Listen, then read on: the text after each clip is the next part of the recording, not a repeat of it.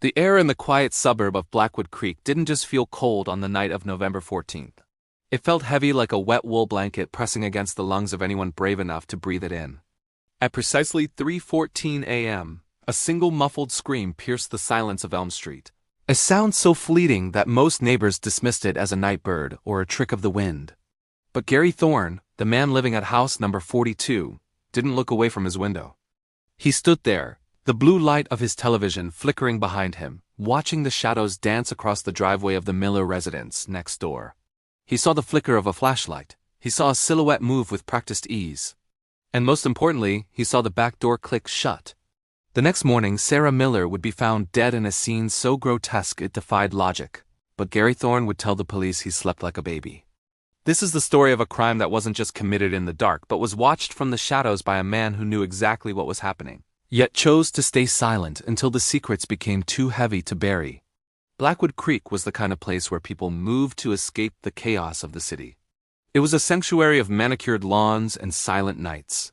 Sarah Miller, a 29-year-old freelance journalist, had lived there for 3 years. She was bright, ambitious, and perhaps most dangerously curious. Her neighbor Gary Thorne was a retired locksmith, a man who spent his days tinkering in his garage and his nights peering through the slats of his blinds. Gary was a ghost in the neighborhood, a man who knew everyone's schedule but shared none of his own. The tension began months before the murder. Sarah had been working on an expose regarding local land corruption, and her house had been broken into twice. Nothing was stolen, but things were moved. A chair pulled out. A picture frame flipped over.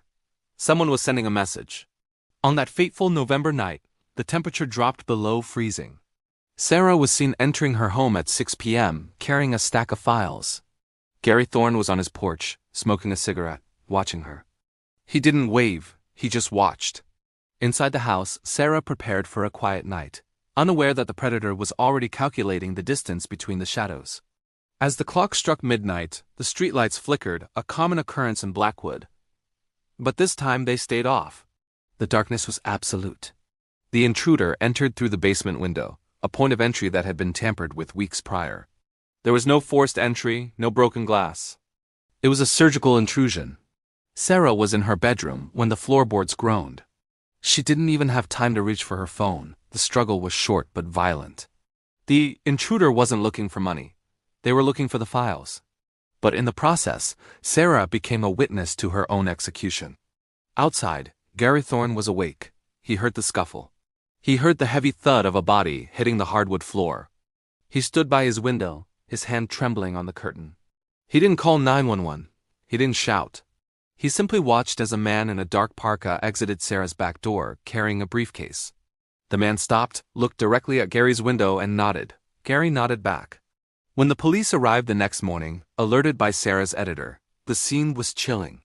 Sarah was found in the center of the living room, surrounded by her own research papers, which had been shredded and scattered like macabre confetti. Lead Detective Marcus Van noted immediately that there were no signs of a break-in. "It's an inside job," he remarked, "or someone who knows this house better than the owner." Gary Thorne was the first person they interviewed. He stood on his porch, squinting at the sun, and claimed he heard nothing. "I'm a heavy sleeper," he lied, his eyes darting toward the fresh patch of disturbed dirt in his own backyard. But Vane was a seasoned investigator. He noticed the high-end binoculars on Gary's coffee table and the way the old man kept glancing at the fence line. The investigation deepened as Vane began to peel back the layers of Gary Thorne's mundane existence. Gary wasn't just a retired locksmith. He was a man who had built a labyrinth of surveillance within his own home. During a secondary sweep, investigators found hidden cameras positioned not for his own security, but aimed directly at Sarah's bedroom, her kitchen, and her home office. Gary had been recording her life for months. Every dinner she ate alone, every late-night phone call she made to her sources, and every moment of vulnerability was stored on a series of encrypted hard drives hidden beneath the floorboards of his workshop. The narrative shifted from a simple, unwitnessed murder to a calculated stalking case. Vane discovered that Gary had been intercepting Sarah's mail, steaming open envelopes to read her bank statements and legal correspondence before resealing them with professional precision. He knew about the land corruption files before Sarah had even finished typing them. He knew who she was meeting and when. But the most horrifying discovery was the audio recordings.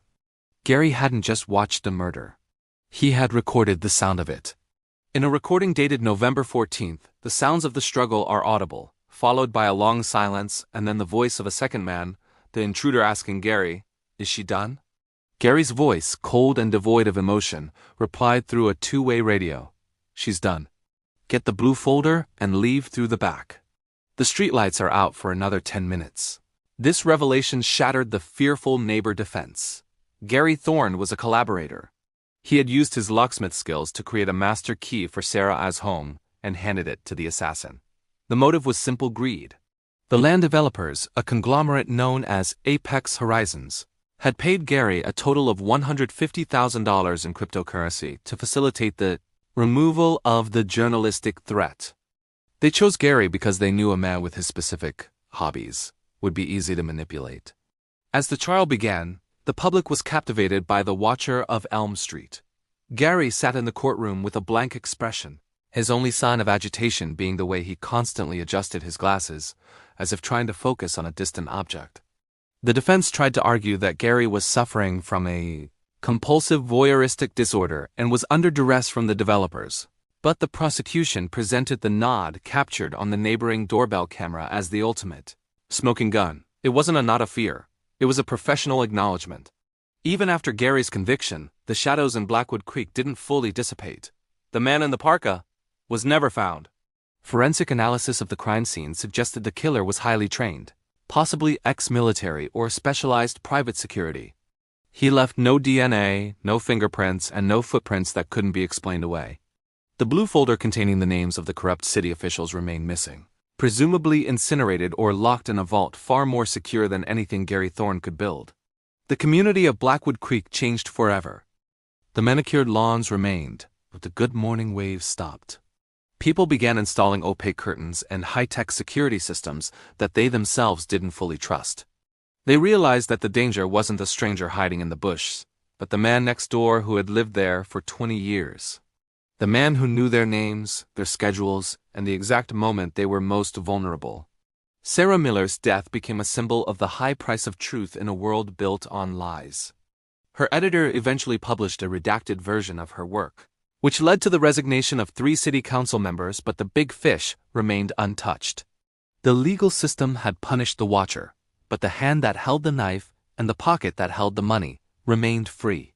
In his final statement before being hauled off to a maximum security facility, Gary Thorne looked directly into the camera of a local news crew and whispered, "Everyone is watching someone. I was just the only one brave enough to keep a record." The chills from that statement still resonate in the quiet halls of the Blackwood Police Department. The files on the man in the parka remain open, a haunting reminder that some secrets are protected by more than just locks and keys. They are protected by a silence that even the law cannot break. As the investigation continued into the background of Apex Horizons, a darker pattern emerged. Sarah wasn't the first person to vanish or suffer a tragedy while investigating their dealings. There were 3 others, 2 activists, and another journalist who had all met untimely ends under accidental circumstances. One was a hit and run on a deserted road. Another was a house fire that started in a kitchen while the victim was supposedly asleep. But Sarah's case was different because Gary had documented it.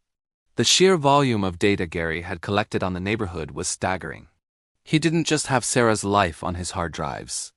He had the routines of the young couple at number 46, the elderly widow at number 38, and even the patterns of the local mail carrier.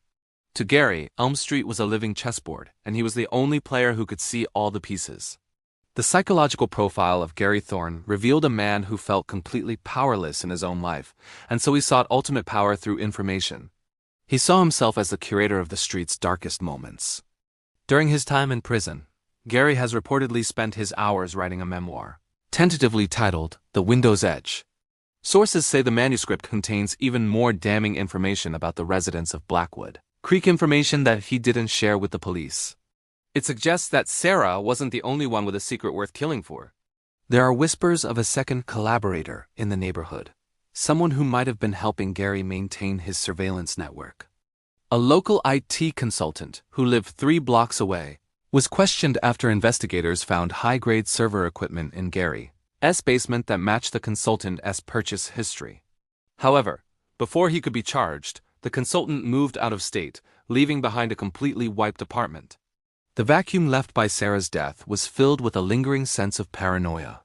Her parents, who visited the house one last time to pack her belongings, found a small, hidden diary she had kept that wasn't in the digital files. In it, she wrote about a feeling of being watched that became so intense she had started seeing a therapist. The therapist's notes revealed that Sarah had actually seen Gary at the window once, but dismissed it as her own imagination. "He's just a lonely old man," she told her doctor. That lonely old man turned out to be the catalyst for her destruction. The house at number 42, where Gary lived, was eventually sold at a state auction. The new owners discovered that the walls were thick with soundproofing material and that the wiring was far more complex than any standard residential home. They found tiny holes drilled into the baseboards, leading to cameras that had long since been removed. It was a house built for a predator, a fortress of voyeurism. The trial of the Apex Horizons executives also ended in a stalemate. Without the blue folder or the direct testimony of the killer, the prosecution's case was built on circumstantial evidence, and the testimony of a convicted voyeur whose credibility was easily attacked by high-priced defense attorneys. The executives walked free, and the company rebranded itself under a new name, continuing its operations in a different state. This outcome sparked nationwide protests about the lack of protection for journalists and the ease with which powerful corporations can silence dissent. Sarah's story became a rallying cry, but for those on Elm Street, it was just a nightmare they couldn't wake up from. The local park now has a small memorial bench dedicated to Sarah Miller, with an inscription that reads, "To the truth that could not be silenced." But every time someone sits there, they can't help but look at the houses surrounding the park, wondering which window might have a pair of eyes behind the glass. The trauma of the event has led to a mass exodus from Blackwood Creek. Nearly half the street has changed hands in the last 2 years. Real estate agents struggle to sell the properties, often having to disclose the history of the neighborhood to prospective buyers. Those who stay are the ones who have lived there for decades, and even they have grown distant. The sense of community that once defined the area is gone, replaced by a cold, clinical suspicion. The police department still receives occasional tips about the man in the parka, but most of them are dead ends. One witness claimed to have seen a similar figure in a different city, while another suggested the killer might have been a former employee of a private military contractor. None of these leads have ever been substantiated. The case remains one of the most chilling examples of neighborly betrayal in modern criminal history. It challenges the very foundation of what we consider home. A home is supposed to be a castle, a place of safety. But for Sarah Miller, it was a glass box, and her neighbor was the one holding the spotlight. As we close the vault on this case, we are left with the image of that dark night on Elm Street. The flickering streetlights, the muffled scream, and the man at the window who chose to see everything and do nothing.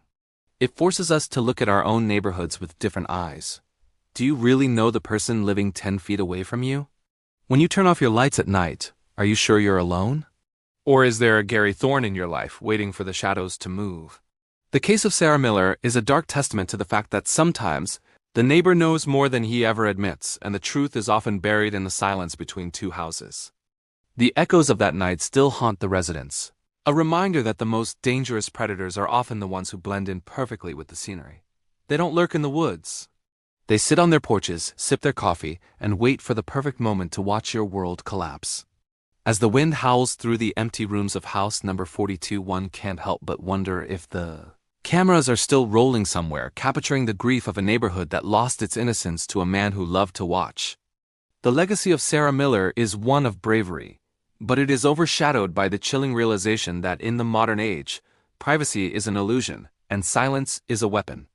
The watcher may be behind bars, but the culture of surveillance and the corruption he aided continue to thrive in the dark corners of our society. This story serves as a warning. Stay vigilant, stay curious, and never assume that a quiet street is a safe one. Because sometimes, the person watching over you isn't a guardian angel, they're just waiting for the show to begin. Who is watching you right now? Could your neighbor be hiding a secret behind their friendly smile? Let us know your thoughts in the comments below. Who do you think was the man in the parka? Was Gary Thorne just a pawn, or was he the true mastermind? Thank you for joining us in the Midnight Crime Vault. If you found this story chilling, make sure to hit the like button and subscribe for more deep dives into the world as most mysterious crimes. Your support helps us keep the vault open. Until next time, Keep your doors locked and your eyes open. Good night. Would you like me to write a script for another true crime case or help you with video descriptions for your channel? Subscribe to Midnight Crime Vault for more.